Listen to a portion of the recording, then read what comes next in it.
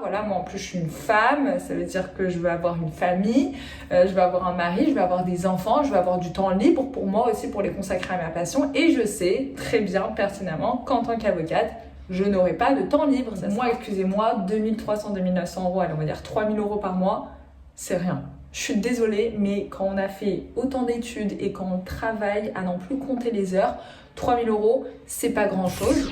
Hello la team, j'espère que vous allez bien. Vidéo très attendue aujourd'hui parce que de nombreux d'entre vous m'ont demandé mais qu'est-ce que tu penses du métier d'avocat et pourquoi après avoir fait 5 ans d'études de droit tu ne te vois pas avocate. Dans cette vidéo je vais vous révéler toutes les raisons pour lesquelles aujourd'hui je ne me vois pas avocate. Alors je tiens à préciser que cette vidéo date de 2023, que ça se trouve en 2024 vous allez me retrouver cabinet Student Life à vos services. Donc en fait là c'est ce que je pense aujourd'hui, mais ça se trouve demain je vais changer d'avis. En tout cas je vais vous donner les 3 raisons principales pour lesquelles moi je ne me vois pas avocate, et je vais aussi donner des petits renseignements sur le métier d'avocat qui moi personnellement ne m'ont pas du tout attiré, voire limite dégoûté du métier. Avant de vous donner ces différentes raisons, n'oubliez pas de vous abonner. Je sais pas si vous avez vu, mais j'ai aussi ouvert un compte TikTok. Donc pour ceux et celles qui sont plus sur TikTok, je poste aussi des vidéos sur le compte Student Life TikTok. Je vais vous mettre juste ici. Voilà, vous avez le compte Instagram aussi pour être sur l'actu. Voilà, comme vous pouvez le voir, je lance plein de petites vidéos de quiz juridiques. D'ailleurs, si vous aimez, n'hésitez pas à me le dire en commentaire. Allez, c'est parti, on commence.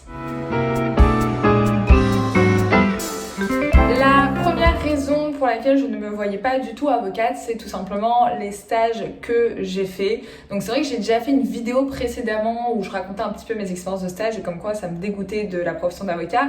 Ici je vais être un petit peu plus explicite. C'est vrai qu'en plus avant de faire mon stage dans le journalisme actuellement, j'ai fait un petit stage de 2 mois chez mon oncle qui est avocat en droit routier, et en fait ça n'a fait que conforter mon opinion sur le métier d'avocat. Donc à savoir que mon oncle n'a pas de vie, tout simplement, voilà.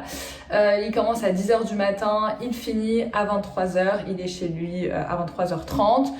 Et même quand il est chez lui, en fait, il pense toujours à son travail. Donc en fait, c'est une chose que vous devez savoir. Quand vous êtes avocat, en fait, ça veut dire vous respirez votre travail, vous vous lavez avec votre travail, vous mangez le repas avec votre famille, mais vous pensez à votre travail. En fait, c'est un métier où vous ne pouvez pas vous extirper, en fait. C'est pas genre secrétaire, tu fais ton travail et le soir quand tu rentres chez toi, tu penses à autre chose. Non, en fait, mon oncle, il est rongé par son métier. Alors après, je dis pas qu'il aime pas, il est passionné, mon oncle, mais ce que je veux dire, c'est qu'il n'a aucun temps de répit. Donc autant vous dire déjà que si vous voulez faire avocat, ça doit être vraiment une véritable ambition, limite une vocation. Si c'est juste quelque chose, vous savez pas quoi faire, vous dites allez avocat, ce qui paraît au bout de 5 ans tu gagnes bien, c'est une mauvaise idée, parce que franchement c'est du travail, de la résilience, de la résistance, tout ce que vous voulez, et faut vraiment être passionné. Donc moi à partir du moment où j'ai vu ça chez mon oncle, et je voyais en fait qu'il avait jamais le temps, c'est-à-dire on le voyait jamais, il était toujours en plaidoirie, et en plus vous savez les juridictions en France, elles sont hyper loin. Vous avez le tribunal de Nanterre, le tribunal de Bobigny, vous avez des tribunaux en dehors de Paris. Enfin, il était toujours dans le RER. Des fois, il y avait une plaidoirie à Lille, des fois à Lyon, il prenait le train, etc. Enfin, moi, personnellement, je vois pas du tout ma vie comme ça. Ça veut dire que je ne vois pas ma vie dans un bureau avec des piles de dossiers jusqu'au plafond et toi qui es en train de te creuser la tête, etc.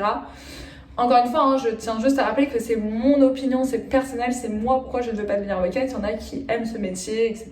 Donc voilà. Mais en tout cas, la charge de travail, en fait, la labeur du métier d'avocat, même si j'aime le droit, j'ai même mes études de droit, je ne me vois pas en faire un métier où ça veut dire ça va être que du juridique, etc. Voilà, moi en plus je suis une femme, ça veut dire que je veux avoir une famille, je veux avoir un mari, je veux avoir des enfants, je veux avoir du temps libre pour moi aussi pour les consacrer à ma passion, et je sais très bien pertinemment qu'en tant qu'avocate, je n'aurai pas de temps libre, ça sera ma vie en fait sera consacrée à mon travail, et ce n'est pas ce que je désire.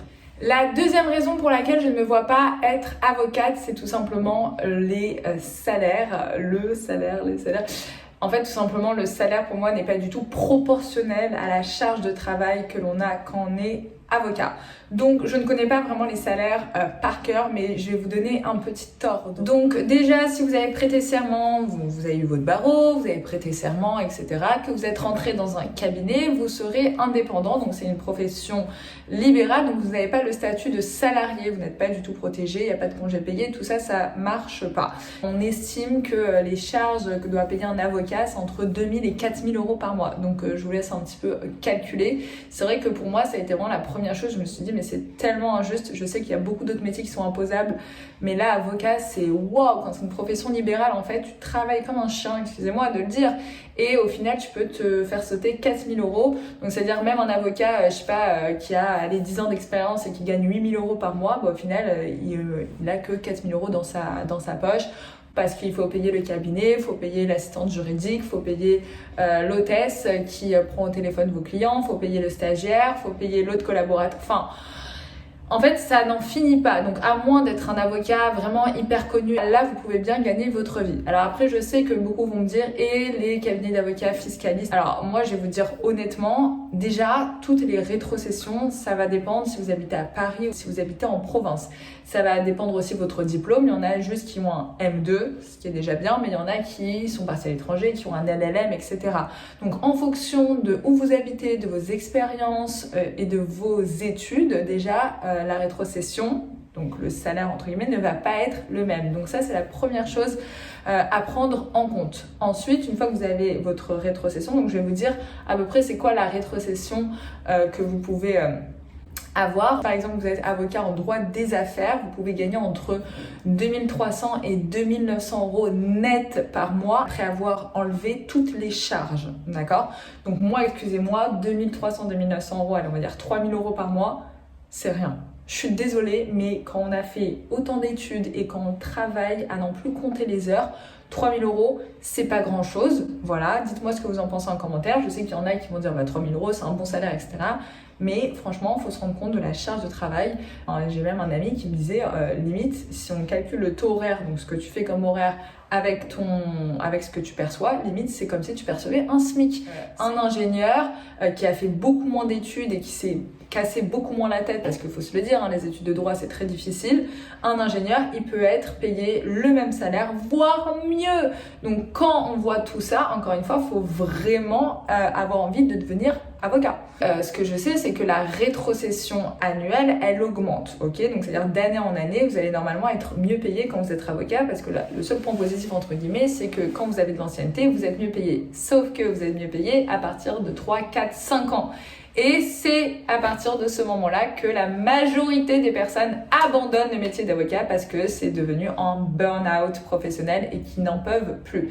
Ce qui nous fait arriver à la troisième raison pour laquelle je ne me vois pas devenir avocate. Dans le nombre d'articles que je vois passer sur lesquels on peut voir titrer pourquoi les jeunes avocats abandonnent-ils le barreau? Je sais pas moi, 5 femmes sur 8 abandonnent la profession d'avocat au bout de 3 ans. Enfin, c'est plein de choses comme ça qui me disent, mais en fait, s'il y a tellement de femmes ou même d'hommes, parce que c'est vrai que les femmes abandonnent plus vite la profession d'avocat, sûrement à cause de la famille, des enfants, mais pourquoi si autant de femmes abandonnent? C'est qu'il doit y avoir un problème, c'est que la charge de travail doit être trop grosse. Donc c'est pour ça que je me pose plein de questions.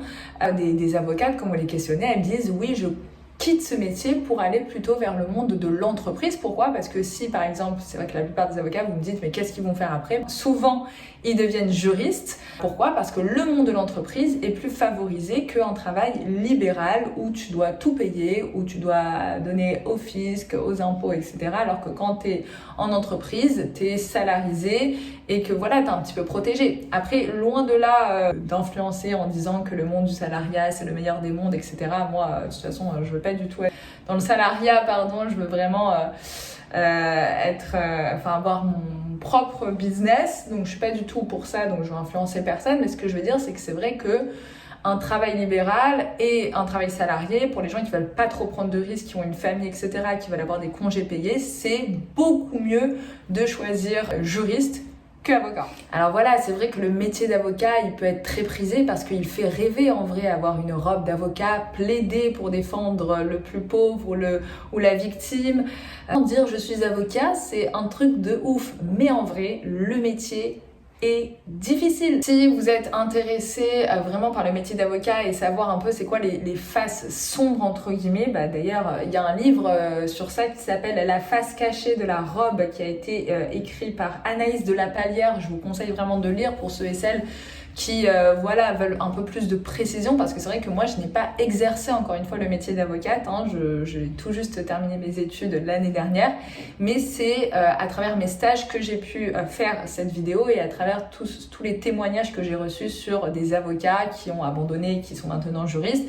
Je sais pas si je vous ai donné un petit peu tous les renseignements, encore une fois c'est quelque chose qui ne concerne que moi et moi-même, donc je sais qu'aujourd'hui il y a des avocats et c'est important de préciser qui aiment leur métier, qui sont même passionnés et qui pour rien au monde n'abandonneraient leur robe d'avocat. Et ça, pour moi, je le dis, hein, je suis vraiment admirative. De toute façon, dès que quelqu'un est avocat, que ce soit une fille ou un garçon, je suis toujours en mode vraiment félicitations, parce que je sais que les études sont dures, je sais que le métier est dur, je sais que pour durer c'est dur, donc tout est dur, donc en vrai respect.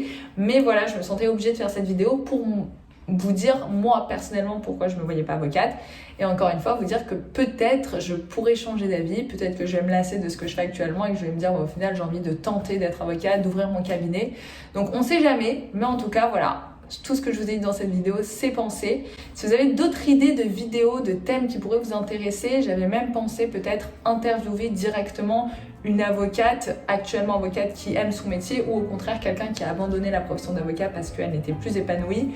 Si ça vous intéresse, n'hésitez pas à me dire en commentaire.